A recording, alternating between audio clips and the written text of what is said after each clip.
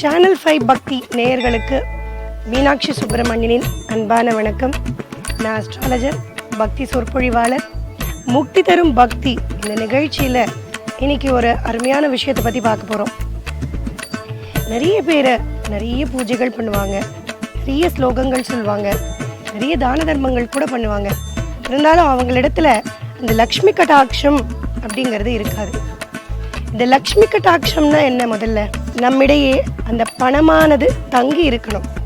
அதாவது சம்பாதிக்கலாங்க, லட்சமாக சம்பாதிக்கலாம். ஆனால் அந்த லட்சத்தில் சில ஆயிரங்களாவது நம்ம கையில் தங்கிறது அது இருக்கணும்னா லக்ஷ்மியின் அனுகிரகம் அப்படிங்கிறது நமக்கு வேணும். நிறைய பேருக்கு அந்த அனுகிரகம் கிடைக்கிறதில்ல. காரணம் என்ன? நம்ம பூஜை பண்ணாமல் இருக்கோமே, அதனால தான் நமக்கு கிடைக்கலையா அப்படின்னா நிச்சயம் இல்லை. பூஜை செய்தாலும் பூஜை செய்யாவிட்டாலும் நாம் எப்பொழுதும் சுத்தமாக வைத்து கொள்ள வேண்டிய லக்ஷ்மி ஸ்தானங்களை சுத்தமாக வைத்துருக்க மாட்டோம். அது என்ன லக்ஷ்மி ஸ்தானம்? அதாவது வீடாக இருந்தாலும் சரி, நம்முடைய உடலாக இருந்தாலும் சரி, லக்ஷ்மி ஸ்தானங்கள்னு சில இடங்கள் இருக்கு. அந்த இடங்களை எப்போதும் தூய்மையாகவும் பத்திரமாகவும் வைத்து கொள்ள வேண்டியது நம் ஒவ்வொருவரின் கடமை. அது பத்திரமாக தூய்மையாக இருந்தது அப்படின்னா பூஜை புனஸ்காரங்கள் செய்யாவிட்டாலுமே கூட அவர்களிடத்தில் லக்ஷ்மி நிறைந்திருப்பாள். எத்தனையோ பேர் பார்த்துருப்பீங்களே, நான்லாம் ஒரு பூஜையும் பண்ணுறதில்ல, எனக்கு ஒன்றும் பணத்துக்கு குறைவே இல்லை அப்படின்னு சொல்கிறவங்க, அவர்களெல்லாம் பார்த்தீங்கன்னா இந்த லக்ஷ்மி ஸ்தானங்களை அவ்வளவு அழகாக நேர்த்தியாக பார்த்து கொண்டிருப்பாங்க. அதுதான் அதற்கு காரணமாக இருக்கும். அப்படிப்பட்ட லக்ஷ்மி ஸ்தானங்கள் என்னென்ன அப்படிங்கிறத இப்போ நம்ம தொடர்ந்து பார்க்கலாம். இந்த லக்ஷ்மி அப்படிங்கிறவள் நுனிப்பகுதியில் வாசம் செய்யக்கூடியவள் அப்படின்னு சொல்லப்படுறது. அதாவது இலையாக இருந்தாலும் சரி, மனிதனின் உடலாக இருந்தாலும் சரி, அதில் நுனி என்கின்ற இடத்தில் இருக்கக்கூடியவள் லக்ஷ்மி. அப்போ நம்முடைய விரல்கள் அப்படின்னு வரும்பொழுது விரல் நுனியில் இருக்கக்கூடியவள் லக்ஷ்மி. அதனால தான் அந்த விரல் நுனியில் இருக்கக்கூடிய நகங்களை நாம் வாயால் கடித்து துப்பக்கூடாது அப்படிங்கிற ஒரு வழக்கம் வச்சிருக்கு. ஏன்னா அந்த இடத்தில் லக்ஷ்மி வாசம் செய்கிறா. அதை நம்ம வாயால் எச்சல் படுத்தக்கூடாது அப்படிங்கிறதுக்காக தான் வாயால் நகங்களை கடிக்கக்கூடாது அப்படிங்கிற வழக்கம் ஏற்பட்டது. அதே மாதிரி நகங்களை சுத்தமாக நாம் பராமரிக்க வேணும்.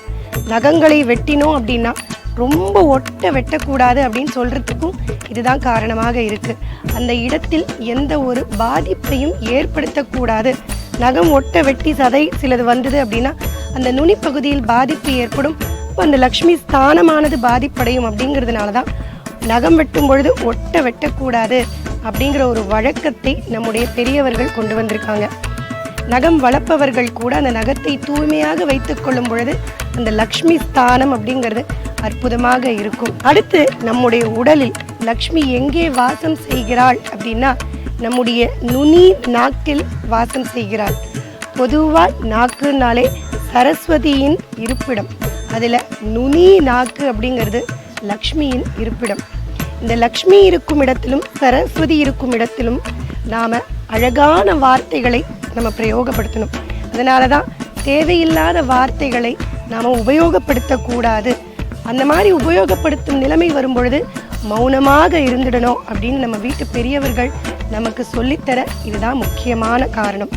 இன்னொரு விஷயம் இந்த இடத்துல என்ன கவனிக்கணும் அப்படின்னா, ஒரு காப்பி குடிக்கிறோம், ஒரு டீ குடிக்கிறோம், ஒரு தண்ணி குடிக்கிறோம் அப்படின்னாலும் நம்ம வீட்டு பெரியவர்கள் அன்னார்ந்து குடி, எச்சல் செய்து குடிக்காதே அப்படின்னு சொல்லுவாங்க இல்லையா?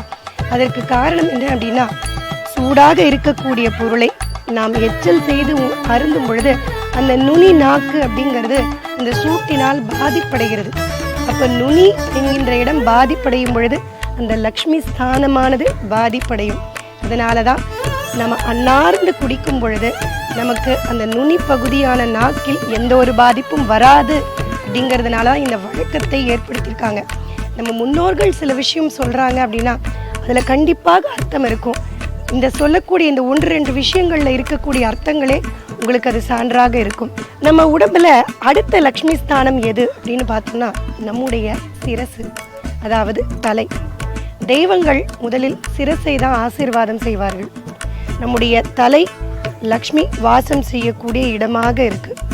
அதனால தான் தலை மீது பிறருடைய பாதங்கள் படக்கூடாது அப்படின்னு சொல்கிறோம். காலால் அவர் தலையை தொடாத, பட்டுடாத அப்படின்னு நம்ம சொல்கிறதுக்கு காரணமும் இதுதான். ஒருவருடைய சிரசு அதன் மீது ஒருவருடைய பாதம் பட வேண்டும் அப்படின்னா அது சாக்ஷாத் இறைவனின் பாதமாக மட்டும்தான் இருக்கணும். அப்போதான் லக்ஷ்மி கடாட்சம்ங்கிறது கிடைக்கும். அதனால் சிரசை பத்திரமாக வைத்துக்கொள்ளணும். சிரசில் தான் நம்மளுடைய எண்ணங்கள் இருக்குது.